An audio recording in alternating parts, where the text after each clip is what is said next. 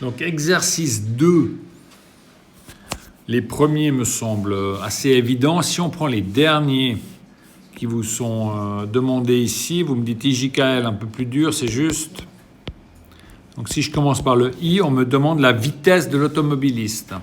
Vitesse de l'automobiliste, nous on disait toujours D sur T, on va ici utiliser delta X sur delta T.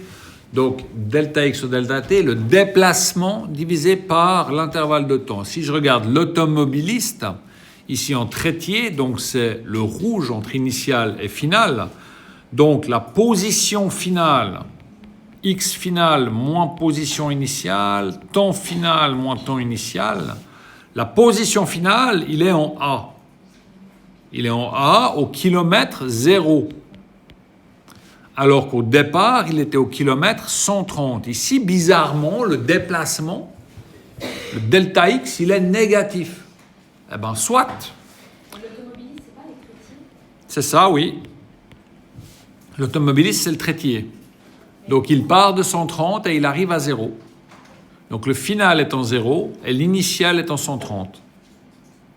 Et le temps final, quand il arrive, il est 10 heures. Quand il est parti, il était 8 heures. Donc, il y a un intervalle de temps de 2 heures pour un déplacement de moins 130 km. Ce moins, on l'avait déjà évoqué, ce moins signifie qu'il se rapproche de l'origine, de là où on a décidé placer le zéro du référentiel. Donc, en écrivant ainsi la vitesse, on sait déjà qu'il va se rapprocher parce que vitesse négative. Ici, on ne nous précise pas qu'on veut des mètres par seconde ou Dieu sait quoi, donc j'y vais. Franchement, 130 km divisé par 2 heures, ça fait donc 65 km par heure. Attention, le moins, il ne doit pas se perdre. Une vitesse en direction du zéro. Et voilà pour le I déjà. Vitesse moyenne de l'automobiliste, moins 65 km/h. C'est bien une vitesse moyenne. Il y a peut-être des moments où il fait du moins 80, des fois du moins 30, peut-être même qu'il s'est arrêté, mais en moyenne, moins 65. Oui, question?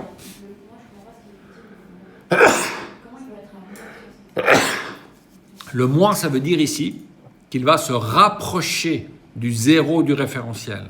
Parce que sa distance, sa position diminue. Il était à 130 km de l'origine, il se retrouve à 0 km de l'origine, il se trouve à l'origine. OK? Donc là, le moins, on doit l'interpréter comme étant dû au fait qu'il se rapproche de l'origine. Monsieur Vincent. Moi, j'ai mis en mètres secondes. Génial. Donc pour passer en mètres par seconde, je peux aussi le mettre en mètres par seconde. Depuis ici, je peux dire ça fait moins 130 000 mètres, divisé par 2 fois 3600 secondes. Ça me donnera une autre valeur un petit peu plus dégueu. Quelque chose comme quoi, 15-16 mètres par seconde?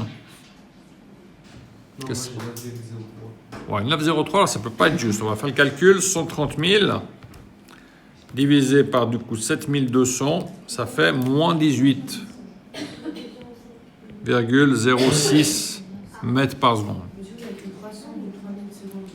3600, pardon. Ah, ok. Si je veux le mettre en mètres par seconde, il faut que je compte dans ces heures combien il y a de secondes à chaque fois. Si j'attaque le J, on veut les vitesses successives du cycliste.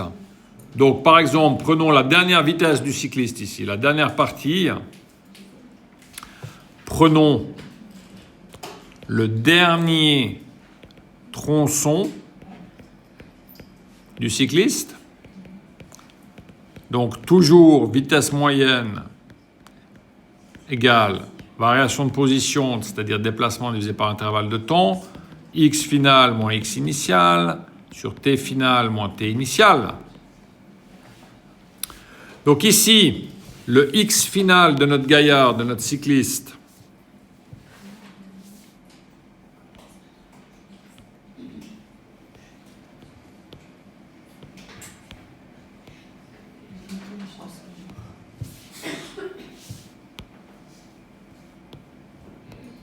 j'essaye péniblement de trouver mon stylo. Il est là en jaune. OK.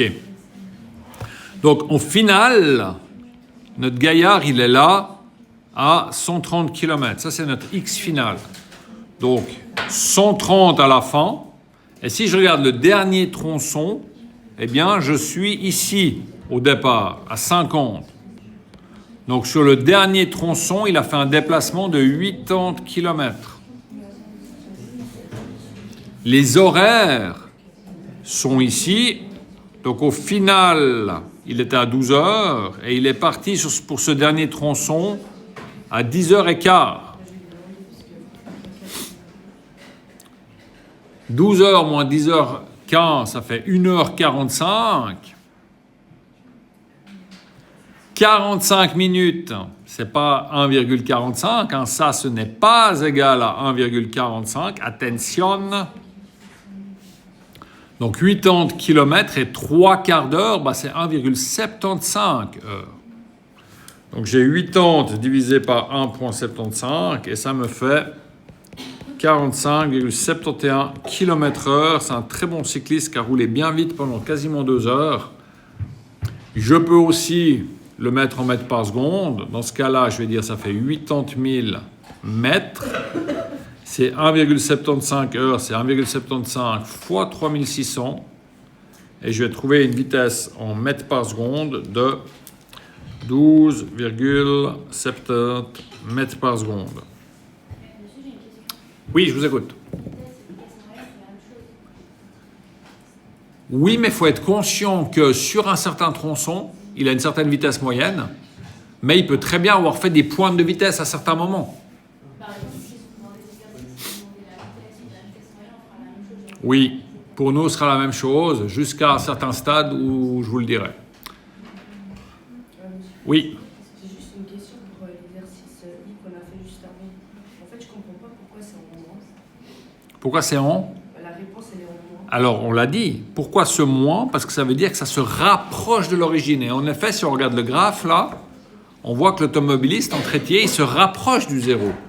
Du coup, ça va être, on va le voir dans le résultat, avec une vitesse qui est négative, qui est dans le sens de « je vais vers le zéro ». C'est ça que ça veut signifier, ce moins.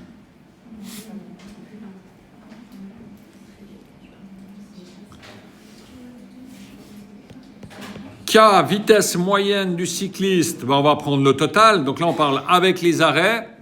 Donc je ne refais pas tout le détail, delta X ou delta T, patati patata. Je me retrouve avec une distance totale de 130 km effectuée en 4 heures, ce qui me fait 32,5 km/h.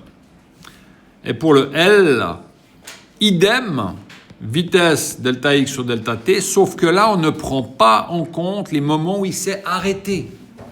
Donc, il fait toujours les 130 km/h, mais si on ôte les deux moments où il s'est arrêté, 15 minutes et 30 minutes, il n'y a plus que 3 heures et 15 minutes, ce qui fait 130 divisé par 3,25. Donc, si on ne tient pas compte des moments où il s'est arrêté, hein, typiquement un compteur de vélo, il ne va pas continuer à vous calculer la vitesse moyenne quand vous vous arrêtez. Il dit « OK, il est en train de faire sa petite pause ». Je ne considère pas ce ton.